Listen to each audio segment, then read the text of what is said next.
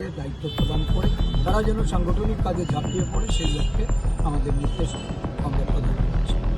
যে দায়িত্ব, এই দায়িত্ব পালনের ক্ষেত্রেও আমি আমাদের স্থানীয় নেতৃত্বকে বন্দে মাতরম, বন্দে মাতরম, বন্দে মাতরম, বন্দে মাতরম, জাতিগত জানাই স্বাগতম, স্বাগতম, স্বাগতম, জানাই স্বাগতম, স্বাগতম। পরিবর্তন আসন্ন এবং এই পরিবর্তনে সামিল হওয়ার জন্য আমাদের এই নেতৃত্বরা কংগ্রেস দলে যোগদান করছেন, তাদেরকে আমরা স্বাগত জানাই।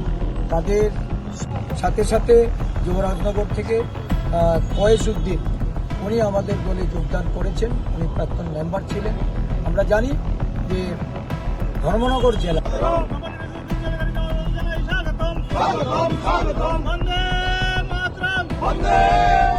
বললাম যে এখানে আমরা 23-এ লড়াই করেছি। কে লড়াই করেছে? কংগ্রেস। কংগ্রেস এই লড়াইটা লড়বে। বক্সনগরে যারা লড়াই করেছিল, ধনপুরে যারা লড়াই করেছিল, রামনগরে যারা লড়াই করেছিল, আমরা সেখানে ছেড়ে দিয়েছি। আমরা চাইছি যে বিজেপিকে পরাস্ত করতে। তো বিজেপিকে পরাস্ত করার ক্ষেত্রে ভোট ভাগাভাগি এটা কোনোভাবেই আমাদের রাজ্যের মানুষের কাঙ্ক্ষিত না।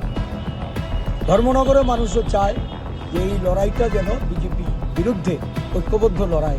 তো এই লড়াইয়ে নিশ্চয়ই আমরা দাবি করবো, এটা একটা গুড গেস্টার যে আমরা অতীতে ছেড়েছি, আমরা অতীতে এই লড়াইটাকে মদত দিয়েছি। আজকে আমরা লড়াই করতে চাইছি, এই লড়াইটাকে মদত দেওয়া, সমর্থন জানাই। আপনারা চাইছেন যে আপনাদের এখানে বিরোধী দলের প্রার্থী একজনই। আপনারা চাইছেন যে কংগ্রেস থেকে আপনারা প্রার্থী চাইছেন যাতে বিরোধী দল এখানে, যেহেতু আমরা 23 সালে এখানে লড়েছিলাম। ধন্যবাদ। আজকে আমাদের রাজ্য কংগ্রেসের বিভিন্ন কর্মসূচিতে অনুপ্রাণিত হয়ে আমাদের সংগঠনের প্রতি আদর্শ এবং নীতিতে বিশ্বাস রেখে দুজন ধর্মনগর বারের যারা আইনজীবীদের মধ্যে দুজন আমাদের দলে আজকে যোগদান করেছেন এবং একজন প্রাক্তন শাসক দলীয় মেম্বার, উনি আমাদের দলে যোগদান করেছেন। অ্যাডভোকেট জোসেফ হালাম এবং অ্যাডভোকেট কল্পজ্যোতি নাথ, দুজনেই এই বারের আইনজীবী এবং তারা আমাদের দলের আদর্শে অনুপ্রাণিত হয়ে আমাদের দলে যোগদান করে দলকে সংগঠিত করার জন্য, শক্তিশালী করার জন্য। আপনারা জানেন কয়েকদিন বাদে 14ই ফেব্রুয়ারি ত্রিপুরা আমাদের রাজ্যের বার কাউন্সিলের ইলেকশন। এই বার কাউন্সিলের ইলেকশনের প্রাক মুহূর্তে তাদের দলে যোগদান কংগ্রেসকে শক্তিশালী করে। যারা যদিও এটা এই বার কাউন্সিলের নির্বাচনে কোনো প্রার্থী প্রতীক বা অন্য কিছু থাকে না, তারপরেও আদর্শগত দিক থেকে তারা যেহেতু কংগ্রেস দলে এসছে, তারা কংগ্রেসকে শক্তিশালী করার জন্যই তাদের প্রার্থী চয়ন করবেন এবং ভোটাধিকার প্রয়োগ করবেন। আমরা আমাদের জেলা নেতৃবৃন্দ সহ প্রদেশ নেতৃবৃন্দ, ব্লকের যারা আছেন সবাইকে নিয়ে আমরা আগামী 17ই ফেব্রুয়ারির যে আমাদের আগরতলার কর্মসূচি, এটাকে সফল করার জন্য তাদের সঙ্গে মত বিনিময় করা হয়েছে। সাথে সাথে আপনারা জানেন যে ইতিমধ্যে প্রস্তুতি চলছে, ধর্মনগরে উপনির্বাচন অনুষ্ঠিত হবে। এই উপনির্বাচনকে কেন্দ্র করে কংগ্রেস দল প্রস্তুতি নিতে আমরা সমস্ত নেতৃবৃন্দের প্রতি আহ্বান রেখেছি। আমাদের বক্তব্য একদম পরিষ্কার যে 2023 সালে আমরা এই ধর্মনগর বিধানসভায় লড়াই করেছি এবং 23 সালের পরে এই রাজ্যে যত উপনির্বাচন হয়েছে, যে যেখানে থেকে লড়াই করেছে তাদেরকে সেখানে লড়াই করার সুযোগ করে দেওয়া হয়েছে।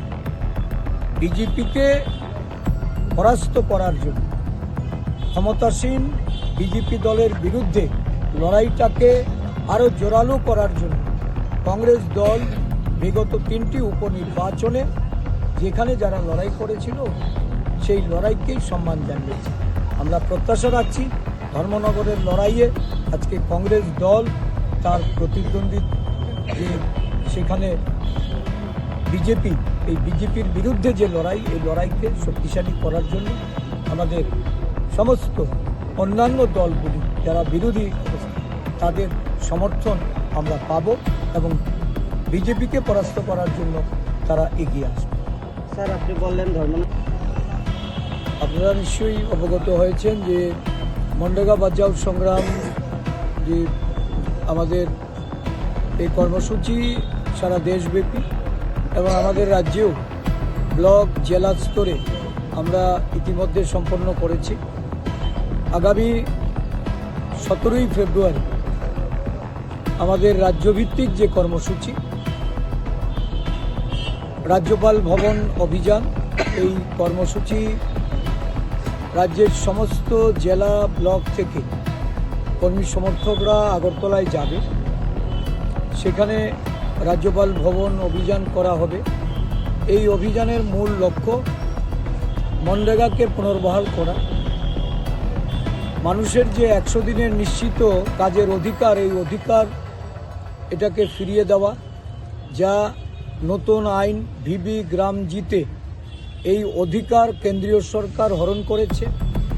রাজ্য এবং পঞ্চায়েতগুলিতে যে অর্থ যোগান দিয়ে মজুরির 100% এবং সম্পদ সৃষ্টির করার জন্য যে পরিকাঠামোগত মালামাল ক্রয় করার যে অর্থ তারা কেন্দ্রীয় সরকার আগে প্রদান করতেন MGNREGA প্রকল্পে 90% এবং 10% শেয়ার, 10% রাজ্য সরকারের, 90% কেন্দ্রীয় সরকারের। বর্তমানে কেন্দ্রীয় সরকার নতুন আইনে 60% এবং 40%, রাজ্যের উপর 40% খরচা বহন করার জন্য যে আইন তারা প্রণয়ন করেছেন, যাতে করে এমনিতেই রেগার কাজ সংকুচিত করে, রেগার বরাদ্দ সংকুচিত করে কেন্দ্রীয় সরকার যে বার্তা বিগত দিনে দিয়েছেন, এটা বোঝা যায় যে এই আইনের মাধ্যমে দেশে গরিব অংশের মানুষের সংখ্যা বৃদ্ধি করা। ওই রেশন শপে যেমন 80 কোটি মানুষকে 5 কেজি চাল দেওয়ার নাম করে সেখানে লাইনে দাঁড় করিয়েছিলেন, ঠিক তথ্য আরও সংখ্যাটাকে বৃদ্ধি করা, 100 কোটির উপরে নিয়ে যাওয়ার লক্ষ্যে আগামী দিনে ওই নির্বাচনী ডোল বিতরণ করে যেন সহজেই ক্ষমতায় আসা যায়, সেই লক্ষ্যে এই মনরেগা আইনকে তারা হত্যা করেছে। মনরেগার উপর আঘাত শুধুমাত্র গরিবের সংখ্যা বৃদ্ধি করার জন্য, কোনো অধিকার সেখানে না সাধারণ মানুষের, না রাজ্য সরকারের, না পঞ্চায়েতগুলির সুনিশ্চিত করা হচ্ছে।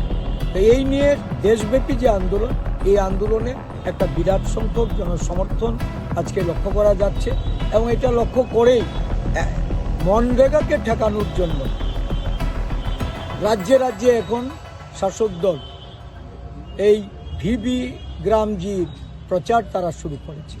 তারা বুঝে গেছে যে দেশের শ্রমজীবী মেহনতি মানুষ, গরিব অংশের মানুষ, দেশের অধিকাংশ 60% মহিলারা যারা এই মনরেগার কাজের সঙ্গে যুক্ত ছিলেন, প্রায় 10 কোটির উপরে জব কার্ড বাতিল করে, আমাদের রাজ্যে 9 লক্ষর উপরে জব কার্ড বাতিল করে, যারা মনরেগা থেকে গরিব অংশের মানুষকে বঞ্চিত করতে চেয়েছে, তার বিরুদ্ধাচরণ করে মানুষ যখন রাস্তায় নামছে, এখন তারা অপপ্রচার করার জন্য কর্মসূচি নিচ্ছে রাজ্যে রাজ্যে।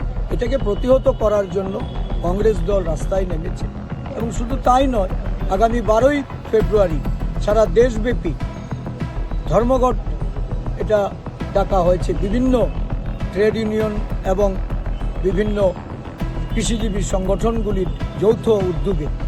এই সংগঠনের প্রতি আমাদের পূর্ণ সমর্থন আমরা জ্ঞাপন করছি এবং সঠিক অর্থে সেখানে মনরেগার বিষয় থেকে শুরু করে যে যে দাবি দাওয়াগুলি এসছে, এই দাবি দাওয়াগুলি দেশের কৃষি এবং শ্রমজীবী মানুষের স্বার্থে, তাদের স্বার্থ ক্ষুণ্ণ করে একটা সরকার যেভাবে আজকে একটা বিরাট অংশের গরিব মানুষকে ঠকাতে চাইছে, এটা প্রতিরোধ করার জন্যই এই ধর্মঘট।